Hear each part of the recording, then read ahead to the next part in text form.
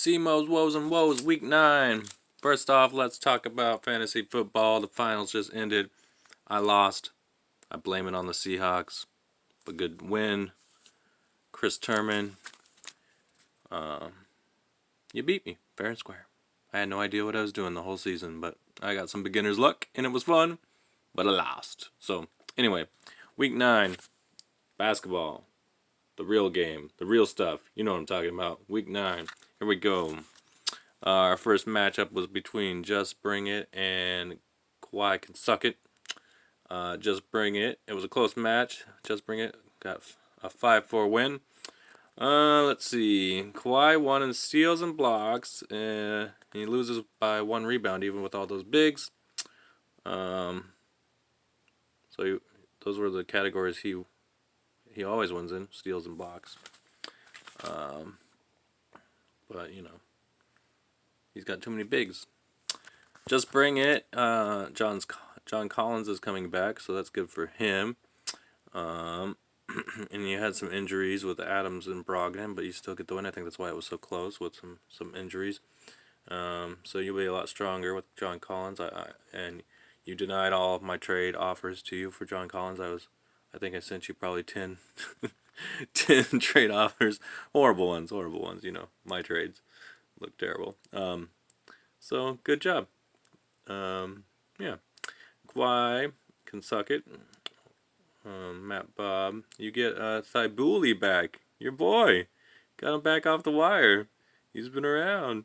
But, you know, he's, what was he, Defensive Player of the Week the other day or something? I don't know, something like that. His defense is good, so. But, like we said, Matt, you need one more point guard. You got 2 100-level point guards for now. Nunn or Dunn, Chicago guy. I don't know if he'll keep that job, but the Chicago guy and the was that the Mavericks guy? I don't know. Anyways, get another point guard. Trade some of those bigs. That's my advice to you.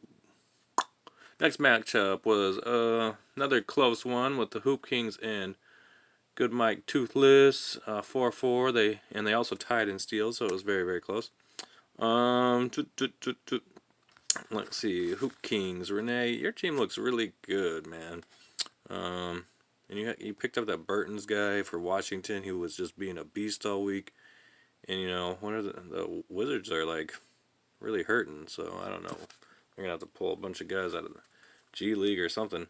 You got so many injuries. But anyways, yeah, I think Burton's just went down. But for that week, he was putting up numbers for you. You got. Let's see, Gasol was hurt, LeBron was hurt, Kyrie Irving's hurt. You're going up against the number 1, Good Mike, and you tie 4-4 with all these injuries. When you're healthy, Renee, your team is going to be a tough one. So, good job, Renee. Toothless, Good Mike. You were without Luka this week, too. But Dennis Schroeder, man, he's putting up numbers for you. 101 points, 21 rebounds, 24 assists. That's like Westbrook numbers. That's good stuff. Good Mike, you continue to be number 1. It's very tight up there on the top of the rankings. Good manager. Keep it up. Next, we got Evil Mike and Hell Thief Hucka Church Hucka. Evil Mike and Jonas. Evil Mike claims he rang the bell on this as he usually does. Got a 7-2. Let's see. Why is that? Well, he got some good production at Tim Hardaway Jr. with the Luka being hurt, and he's doing his lots of pickups. So Bizak Biyombo was doing good for him. He got Garrett Temple. He's kind of streaming a little bit, but he's finding some good stuff in there. Doing a good job. So he's made some good choices this year. I mean, he had the drop Nurk, and then he gets that Miami Haruki. He's getting some good stuff. Anyways, Jonas, his big guys are hurt, so he's got Karl Anthony Towns is hurt. Siakam went down. Booker comes back, which is good. And of course, he has the Greek Freak, who's just 9 threes, 122 points, 55 rebounds, 30 assists for the week. Yeah, so Jonas, I think he's like number 3, I think I want to say. 3rd place. Yeah, those top tier teams are neck and neck, and they look good. So, anyways, but Evil Mike takes it with Jonas all banged up, and he rung the bell. So, give it to him. Let's see. Camp Champs and Jobbers, a very close matchup again with a 5-4. Yeah. Camp Champs. Let's see. Jaylen Brown was giving you really good production. You're still hanging on to Victor Oladipo, and we don't know if he's coming back, so that's interesting. Trae Young is just putting up insane number 13 threes, 119 points, 17 rebounds, 22 assists for the week. Trae Young is just going crazy. Yeah. Jobbers, it's weird to see Adam in the lower ranks, because we know he's usually up there, and he's just banged up, you know. Gordon Hayward's hurt once again. Karis LeVert is hurt once again. But LeVert looks like he's on his way back. Lamb was hurt. Norman Powell. Patrick Beverly. He's got lots of injuries, but Adams being very active on the waiver wire. And he's trying to make something work. Picking up something and having to cast it away, and he's a good manager. He'll figure it out. But Camp Chance wins it 5-4. Moving on,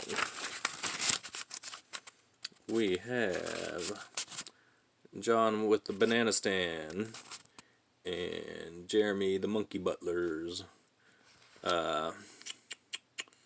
John the bomb squad. There's always money in the banana stand, but I guess not this week because you lose 1-7, and oh man, your CJ McCollum just went crazy. 15 threes, 117 points, 22 rebounds, 2 blocks, 16 assists, 6 steals. CJ was having a week.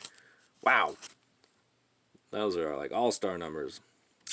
McCollum putting it up. You're still hanging on to Cam Reddish. You think that he's gonna step it up at the end of the season, I think, but you're holding on to him. And Blake Griffin was out for a little bit, I think, a couple games, because Blake Griffin. Jeremy Monkey Butlers, that Shy Gilgis guy, point guard guy. He's giving you lots of good productions. You're still waiting to see if Zion's ever gonna play this season. Marvin Bagley III comes back, and your team just looks pretty solid all around. So, yeah, and you're, yeah. 7-1. That's a really good win for you. I wonder how much. I need to look at it, but I didn't look at it. I should have took